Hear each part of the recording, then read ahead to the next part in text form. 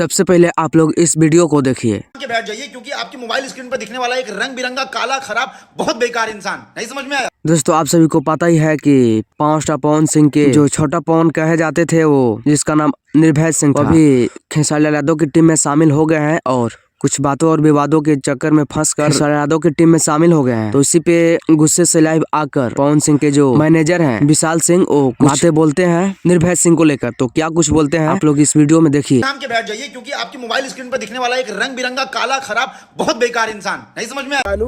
जो दुश्मनी होने के बाद भी मैं किसी के लिए ऐसा बोल रहा हूँ कि वो मुझे भगवान करे, वो मुझे कभी ना दिखे, समझा।